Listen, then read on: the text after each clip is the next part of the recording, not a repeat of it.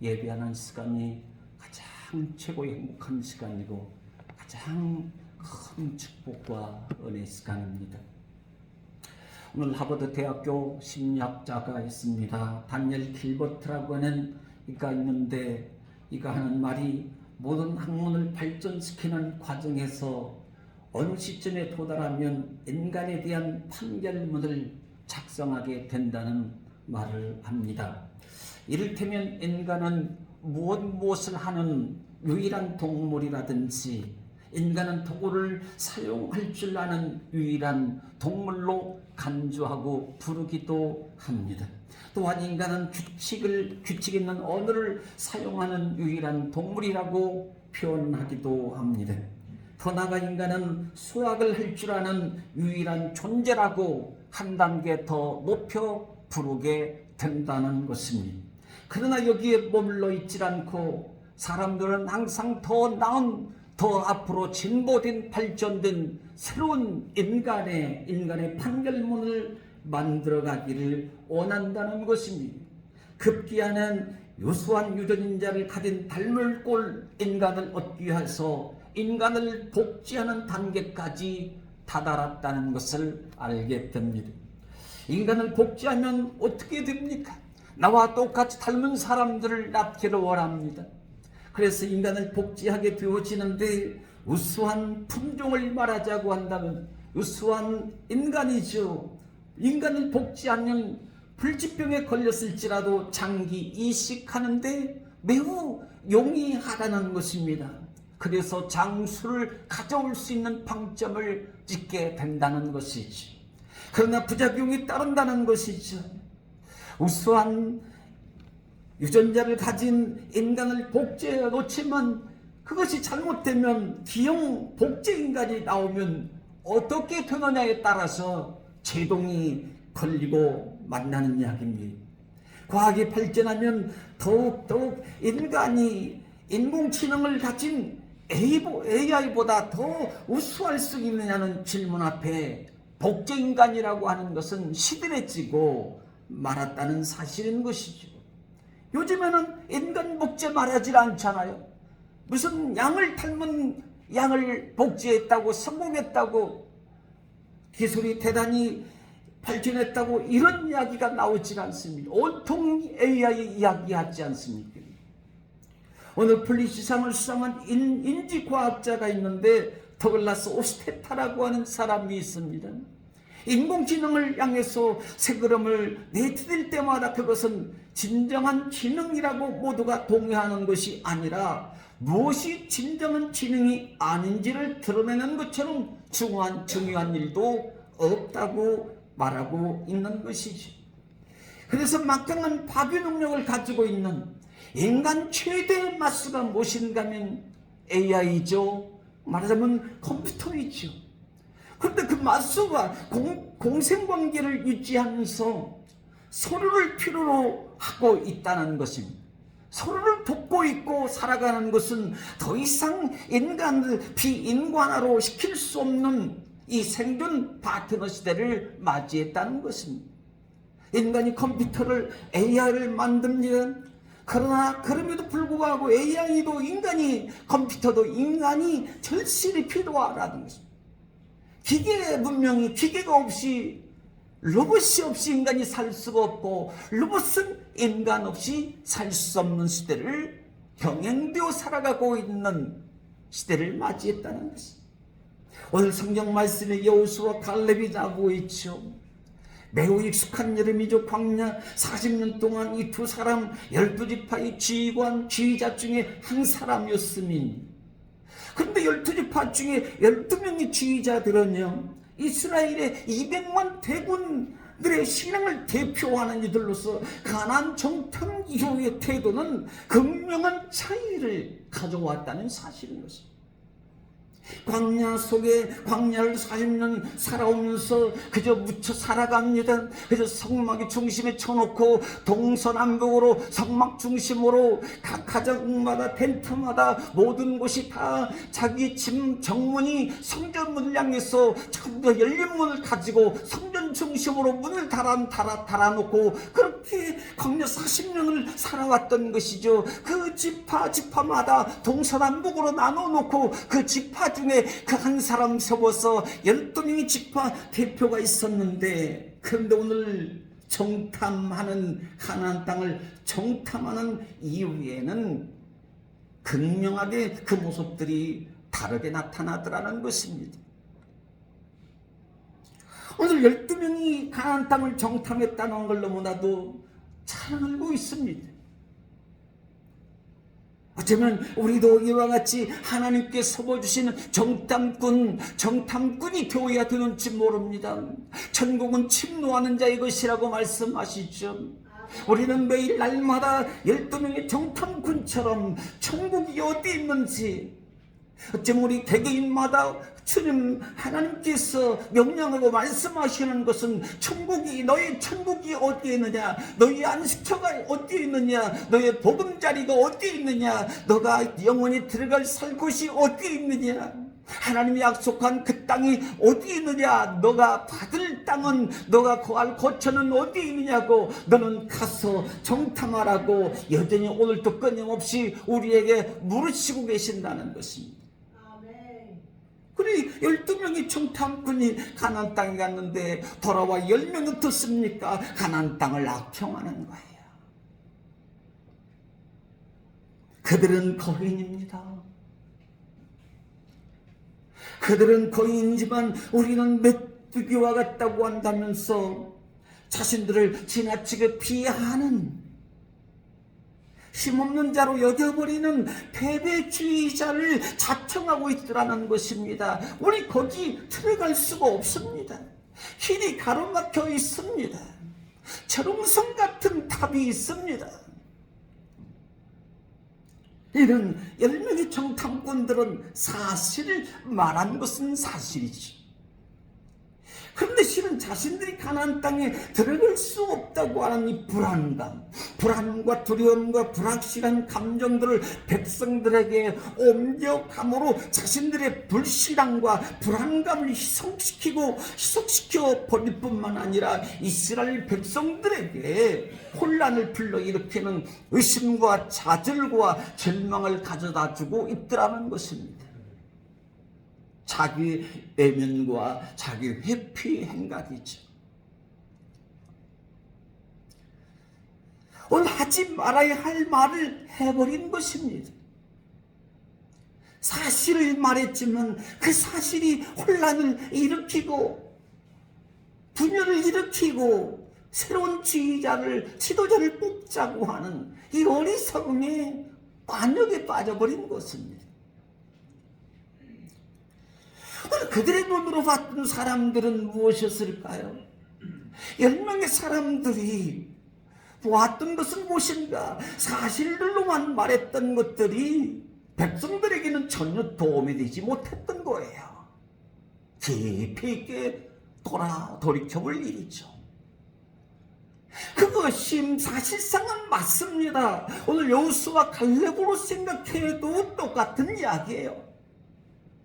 사실을 현장감 있게 그대로 백성들에게 말했더니 백성들의 간담이 녹았더라는 것입니다. 절망했다는 것이죠.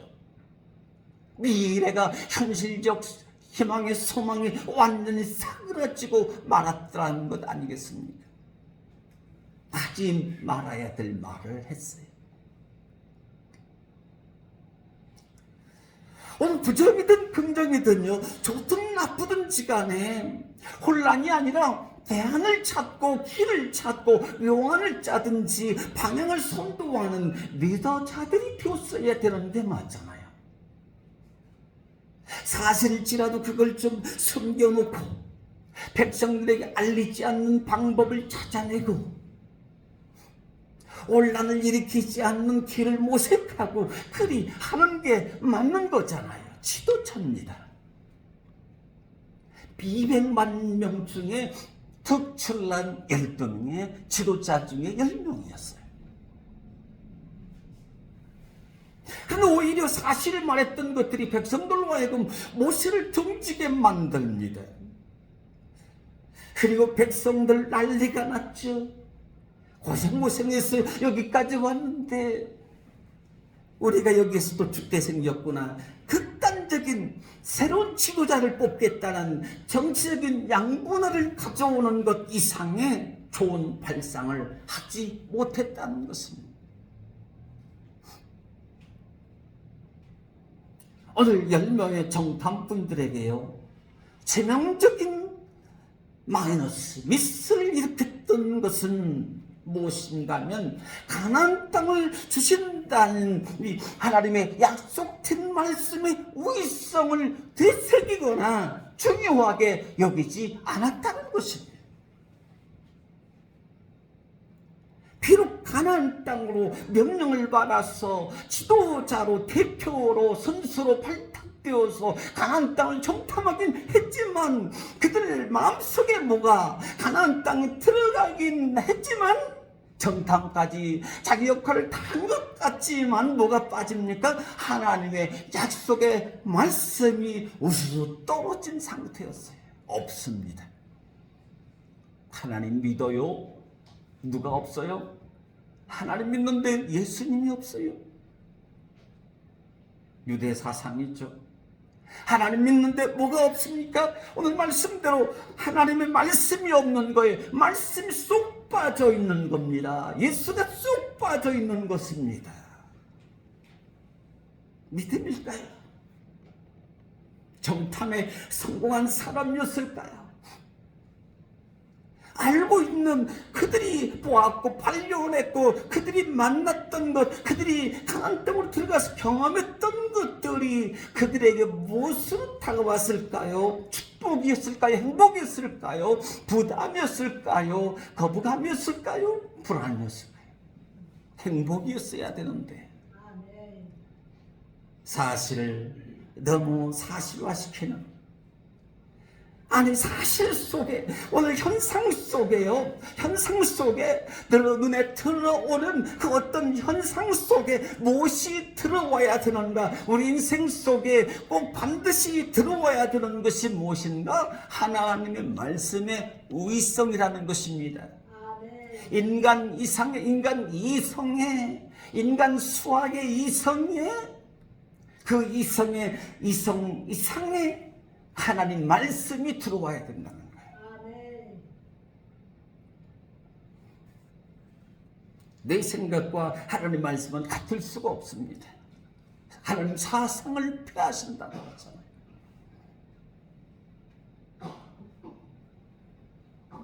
오늘 가장 인간적인 것 같은데요, 정말 인간적이에요. 우리 정복 불가능하다. 우리는 메뚜기와 같은 거야. 우리 이길 수 없는 거야.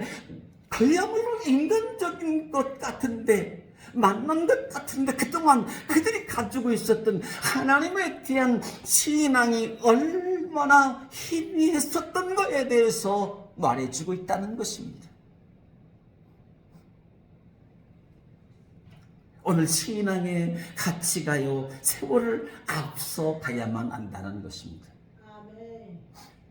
세상 가치가 신앙 가치를 앞서거나 뛰어넘어서는 안 되고, 신앙 가치가 세상 가치를 뛰어넘어야 된다는 거예요. 아니, 하나님이 나인 인간을 뛰어넘으셔야 된다는 거, 내 위에 계셔야 된다는 것입니다. 나를 하나님이 정복해 주셔야 되는 거예요. 하나님이 내게 주신 은혜와 사명에 대해서 확인하지 못하고 살다가 위기의 때에 그 가면의 실체가 벗겨지고 있더라는 것이거든요. 전혀 괜찮은 줄 알았어요. 그냥 가나안 땅에 들어가서 정탐하고 있었던 그 사실들을 보고하고 말해주면 그것으로 끝나는 줄 알았는데, 그게 다가 아니더라는 것입니다. 그렇다면 전략을 짜야 되는 거 아닙니까? 그런데 그들에게 봉착한 문제는 드러날 수 없다. 그들의 허약한 신앙의 실체들을 여실히 드러내고 있어요. 믿음이 좋은 줄 알았습니다. 그냥 그렇게 그저 백성들 가운데 묻혀 살면 가나안 땅에 그저 들어갈 수 있을 줄 알았는데, 그런데 그게 아니더라는 것입니다. 가장 인간적인, 인간다운 좋은 친구가 되는 것은 무엇인가 하면 위기에 대처하는 능력이나 현재 직면에 있는 상황에 대해서 정확하게 관찰하고 들여다볼 수 있는 안목이나 인간의 신분과 지도자의 위치만 가지고는 어떤 유익이나 도움을 줄 수 없다는 것입니다.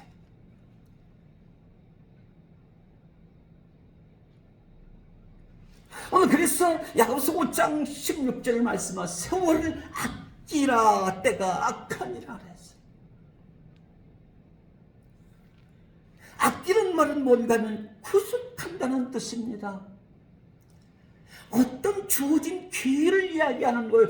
다시 말하면 때를 사는 것입니다. 때를 사뜨리는 것을 이야기하는 거예요. 하나님의 때를, 하나님의 기회를, 부흥의 때를 사뜨려라 말씀하시는 거예요. 하나님의 때를, 기회를 놓치지 말라고 말씀하시는 거예요. 세상의 때가 영원할까요? 하나님의 때가, 기회가 영원할까요?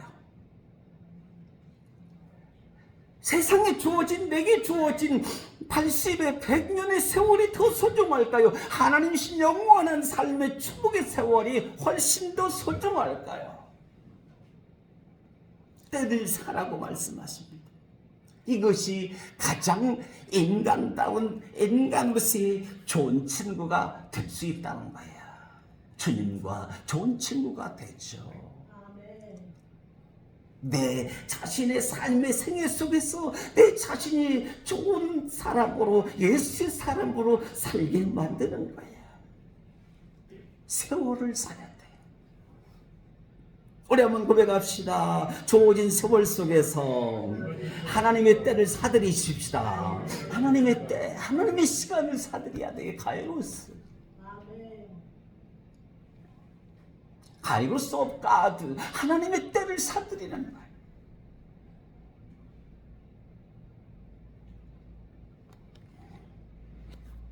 오늘 우리가요, 겸손하면 얼마나 겸손할까요? 오늘 전투의 전술을 가지고 있다면 얼마나 탁월한 전술을 가지고 백전백승의 결과를 만들어낼 수 있을까요? 용기 있으면 얼마나 또 있을까요? 스님은 지혜도 부도 용맹도 자랑하지 말라고 예레미야 선지자를 통해서 말씀하잖아요. 오래 못 갑니다. 그거 가지고 천국, 그거 가지고 가나안 땅 못 들어간다는 거 아니겠어요? 인간의 지혜로, 인간의 부와 능력으로, 인간의 전술로, 아니 인간의 어떤 겸손 가지고도 안 되는, 선견지명 가지고 안 되는, 지혜 가지고, 지식 가지고 안 된다. 오늘 모든 성공과 승리를 가져다 주는 것은요, 아무리 빈틈없이 계산을 하고 정교하게 계획을 짜놓았을지라도 정답은 사람이나 컴퓨터가 계산해 놓은 숫자대로만 되는 게 아니다라는 것이잖아요. 안 돼요. 때가 짜놓은 계획대로 모든 것이 순조롭게 그저 그대로 잘 보이지 않고 잘 이루어지면 얼마나 이 살맛이 나겠어요. 근데 안 되는 거예요. 오늘은 좀 크게 더 많이 예배 자리에 함께 할 줄 알았는데, 가면 갈수록 이게 절기가 되면 자리가 더 비워지는 이유는 왜일까요? 하나님의 시간에 맞춰지질 않아요. 컴퓨터 세상의 시간에 우리의 성공의 인생을, 세상 승리의 인생을 맞춰 나가는 거예요. 하나님 앞에 두렵고 패배자로 가나안 땅에 들어갈 수가 없네요. 그럴 수밖에 없다는 이야기죠. 안 되네요, 하나님. 정답인 줄 알고 살았습니다. 이것이 인생 최대 행복인 줄 알고 살았습니다. 그런데 그 뚜껑을 열어보니까 아니라는 것입니다. 그것 가지고는, 그 표 가지고는 천국 열차를 탈 수가 없더라는 이야기입니다. 그 문 앞에도 못 들어가겠더라는 이야기예요. 아니, 주님을 모시고 맞아 드릴 수 없는 하나님 나라의 도래를 맞을 수도 없겠더라는 이야기를 오늘 하고 있는 거예요. 세상 정답이 하나님 나라를 향한 정답은 아니더라는 것이에요. 완전히 틀리더라는 것입니다. 오늘 12절 말씀이 뭐라고 합니까? 그곳에는 안악 자손들이 있고 견고한 성읍이 있다 하여도 여호와께서 너와 함께 하시면 내가 여호와의 말씀하신 대로 그들을 쫓아내리이다. 아멘. 그들이 안악자 손들일지라도 전투하는 용사들일지라도 견고한 성읍이 있다 할지라도 여호와께서 나와 함께 하시며 내가 여호와의 말씀대로 그들을 쫓아내리라. 여러분, 하나님 말씀으로 우리에게 주어진 삶의 모든 다른 걸음걸음을 이겨내는, 우리의 모든 대적을 쫓아내는 승리자들이 되기를 간절히 바랍니다. 오늘 7절에 뭐라고 합니까? 하나님 우리에게 주신 땅이므로 어떤 변수가 있을지라도 하나님이 약속해 주신 땅에 대해서는 반드시 어떻게 하리라요? 점령하리라. 점령하리라.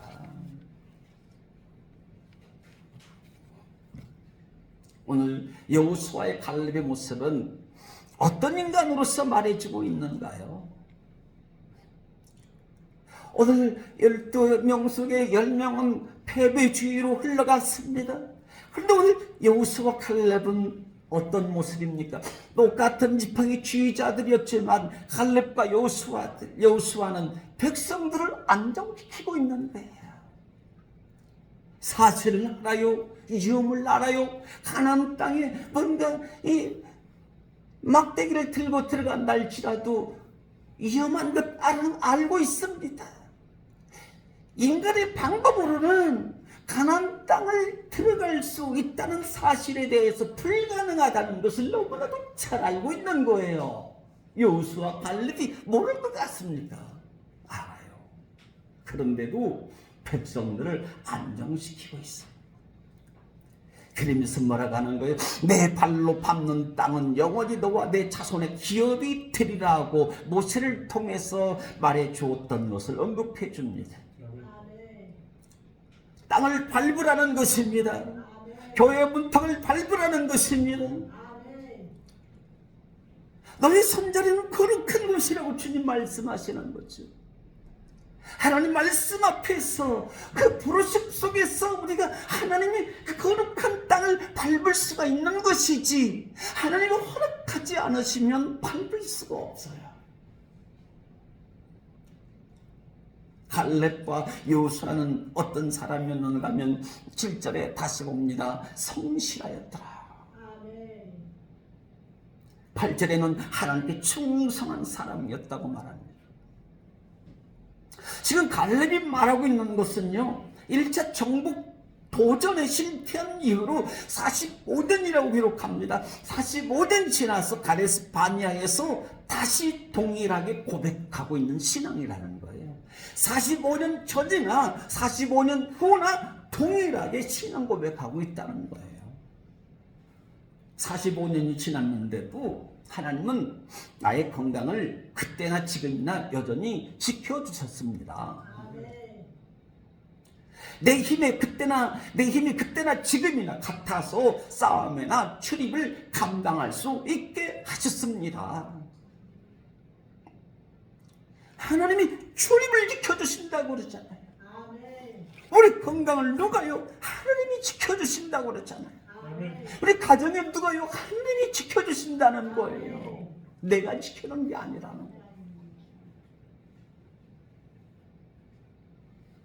가장 인간적인 인간의 모습이란, 가장 자신의 약함을 인정하고 현재 나에게 주어진 나의 실존의 모습에 대해서 하나님이 나를 지켜주시고 함께 하셨기에 내가 이토록 건지하고 하나님의 약속의 말씀을 붙잡고 살아가는 목적 있는 인생을 살게 하셨다고 고백하는 것이야말로 가장 인간적인 모습이라는 것입니다. 새로운 피조물 된 사람이죠. 1년이든 10년이든 40년이든 변하지 않는 것이 신앙이어야 됩니다. 할렐루야. 1년은 신앙생활 잘했는데 20년째 신앙생활 아니 10년 넘어서는 신앙이 와르르 무너져 버리는 것은 도대체 무슨 이유인가요?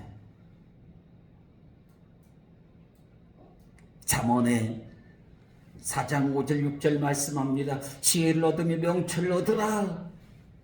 내 입에 말을 잊지 말며 어기지 말라. 지혜를 버리지 말라. 그가 너를 보호하시리라. 그가 그를 사랑하라. 그가 너를 지키시리라. 할렐루야. 할렐루야. 다 잃어버려서도 안 되지만 그러나 하나님 말씀의 입에 말씀을 잊지 말고 지혜를 버리지 말라. 예수님을 버리지 말라. 그가 너를 지켜주시고 그가 너를 사랑하고 그가 너를 보호하시고 그가 너를 지혜롭게 하고 그가 너를 안전하게 하리라. 지혜를 얻으라 말씀하시. 예수를 얻으라는 것이죠. 여러분 오늘 한 해도 그렇지만 예수님 얻어 예수님과 함께 한 해 동안 계속해서 전진해 나가시기를 간절히 축복합니다. 예수님과 함께 가는 것. 예수님 어디 계시나요? 아버지 집에 있어야 될 줄 모르셨나이까? 예수님이 바뀌었습니다. 예수님이 아닌 것이 메시아 아닌 것이 메시아 자리로 내 인생을 파고 들어와 좀 먹고 갉아먹고 폐허가되게 만들고 인생을 무너뜨리고 기반을 해쳐버리고 그래서 이 모래의 집을 지은 것처럼 청수가 나고 겉은 화려하고 웅장하고 보기 좋은 것 같은데 위기가 다가오니 감당할 수 없는 이런 인생이 아니라 다른 복음 위에 너를 세우지 말고 예수 복음 위에 나를 세우라는 것이죠. 갈렙은 새로운 지도자가 되어있는 여호사에게 말합니다. 이 산지를 내게 주옵소서. 할렐루야. 한번 근소를 고백합시다. 이 산지를 내게 주옵소서. 오늘 하나님 주신 산지를 올 한 해 탈환하고 오늘 산지를 우리에게 소유로 삼아 가시기를 간절히 축원드립니다. 이 산지 하나님이 내게 소원을 주셨는데 그 소원의 산지를 반드시 내가 얻기를 원합니다. 이 산지를 얻겠습니다. 주시옵소서. 인간적으로 이 말은 여호수아는 갈렙의 부탁이 얼마나 무모한 일인지 몰라요. 안 되는데 속으로 그러는 거예요. 안 되는 거예요. 나이 85세 갈렙 전쟁하겠다는 것이거든요. 무기 들겠다는 것이거든요. 쉬어야 될 날이 나인데 그렇죠? 근데 하나님 건강 주셨다는 거예요. 말씀이 뜨겁게 가슴에 영혼 속에 타오르고 있는 거예요. 눈앞에 하나님 약속의 땅이 있는 거예요. 그대로 있을 수가 없는 겁니다. 믿음이 뜨거워요. 미지근하지 않아요. 자신의 어떤 감정이 아닙니다. 자기가 내린 용단의 결단이 아니에요. 하나님의 말씀이 갈렙을 움직이고 있는 거예요. 성령님이 갈렙의 마음을 감동시키고 있는 거죠. 얻으리라. 도무지 요셉이 볼 때는 안 되는 일이에요. 너무 나이 잡수셨으니까 그래도 좀 쉬세요. 1년에 한두 번만 나오세요. 그럴 나이잖아요. 사실은요 85세예요. 힘들어요. 기운이 떨려요. 가마에 타셔서 그저 이 아랫사람들이 들을 것에 이게 옮겨지면 그저 그렇게 말에 타시든지 이렇게 오세요. 그런데 그렇지 않다는 거예요. 무슨 말을 하냐고. 내 나이 85세지만 아직도 건재합니다. 내 앞길을 막지 마시옵소서. 내가 하나님 앞에 나갑니다. 내가 적진으로 갑니다. 나는 사탄과 패하지 않습니다. 헤브론은 첩전 3중이에요. 철갑으로 무장한 군인들이 추둔하고 있는 요새예요. 누구도 격파할 수가 없어요. 승리를 장담할 수가 없습니다. 사실 생각하면 이렇게도 어리석을 수가 없어요. 다 된 밥에 자기 인생 재뿌리는 거예요. 그런데 헤브론을 이 산이 얻지 않냐면 내 인생은 실패작입니다. 이런 말이에요. 다 이루었어도 여기까지 달려왔지만 헤브론을 정복하고 헤브론을 얻어야만이 내 인생은 마침표가 완성이 이루어지는 것입니다. 나는 예수 얻어 살 것입니다. 아멘. 예수 얻은 인생으로 삽니다. 아멘. 여호수아가 뭐라고 합니까? 오히려 축복하고 당신의 기업이 됩니다. 함께 긍정하고 함께 응원하고 확신을 심어주는 함께 하나님의 사람이라고 하는 것을 지켜주고 있는 좋은 친구, 좋은 모습이에요. 그러지 마시라고요. 뒷전으로 물러나 계세요. 당신 그 말년의 인생을 그렇게 전쟁터에 가다가 그 아주 잘못하면 여기 죽으면 어떻게 됩니까? 이럴 것인데 아니라는 것입니다. 확신을 심어줘, 축복해줘. 하나님 주시는 땅처럼 아름다울 수가 없다. 하나님 안에 안식이 있습니다. 주대의 평강이 있습니다. 만족과 풍요와 넉넉함이 쇠하지 않은 영원함이 있음을 믿으시기 바랍니다. 하나님께 영원함이 있는 거예요. 가족이지만 타인입니다라는 책에 내 마음에서 자라나는 어머니, 아버지란 글이 실려 있어요. 가족이지만 타인입니다. 책 제목도 참 희한하게 잘 적었어요. 뭐라고 기록하고 있는가 하면 지금도 안방에 누워 계셨던 어머니 뒷모습을 기억한다. 홀로 이불을 뒤집어 쓰고 누워있는 어머니는 만지기만 해도 부서질 것 같았다. 어머니는 억울한 일이 많았고 할 일은 산더미처럼 쌓였다. 그 중에 제사는 1년에 한두 번 남짓 치르느라 친척들은 부쩍거렸다. 거기에 할머니의 어깃장까지 어머니는 이 모든 것을 다 온몸으로 받아내셔야만 했다. 아버지는 할머니에게 착한 아들이었지만 엄마에게는 남의 편이었다. 어머니는 하루에도 죽고 싶은 마음, 도망가고 싶은 마음이 굴뚝 났다고 하셨다. 그리고 다음 페이지가 넘어가면서 나는 사랑받기 위해 착한 척해야 하는 착한 아이 증후군에 걸린 어른에 대해서 언급을 한다고 말합니다. 도전과 실패가 두려워서 고립을 선택하고 많은 겉으로는 독립적입니다. 겉으로는 아주 강한 사람처럼 책임감 있는 사람처럼 행동하지만 더 이상 상처받고 싶지 않아서 마음속에 자신의 숨겨놓은 동굴을 만들어 놓은 사람이었다는 것이 가장 인간적인 오늘 비판과 모독, 무시와 멸시와 불신과 자기감으로부터 벗어나기 위해서는 이 착한 아이 증후군이라고 하는 착한 아이의 가면을 벗고 자신의 숨어있는 동굴로부터 밖으로 나와야만 한다는 것입니다. 오늘 세상에는요, 나를 비난하는 사람들이 있기도 하지만 나를 격려하는 사람이 있어요.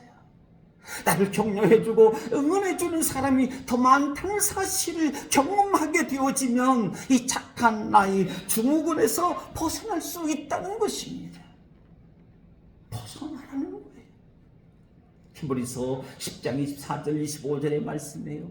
서로 돌아보아 사랑과 선행으로 격려하며, 서로 돌아봐 사랑과 선행으로 격려하며, 모이기를 피한 어떤 사람들의 습관과 같지 아니하고 오히려 권하여 그날의 가까움을 볼수록 더욱 사랑과 선행으로 격려하며. 가장 인간적이고 좋은 친구는 어떤 사람일까요? 가장 인간적인 자신을 숨기지 않는 것, 밖으로 나올 줄 아는 인간일 때 가장 인간적인 자기의 모습을 하나님 앞에서 찾게 된다는 것이죠. 오늘 부모님이든 자녀이든 성도이든 자신의 능력만으로는 현실을 다 극복할 수 없다는 것을 인정하라는 것입니다. 그리고 서로 받아들이는 거예요. 그리고 서로 응원하고 적극적으로 긍정적으로 서로 받아주는 것입니다. 좋은 친구가 돼요. 가장 인간적인 인간이 되는 것입니다. 오늘 사랑하는 성도 여러분, 오늘 하나님의 약속의 말씀을 붙잡고 사는, 오늘 믿음의 중심이 흔들리지 않는 변함없는 하나님과 나와 이웃과의 관계가 균형 잡힌 좋은 친구 관계를 이루어 나가는 삶의 긍정의 행복을 탄생시키는 하나님의 손길이 따라오시기를 간절히 주의 이름으로 축원합니다.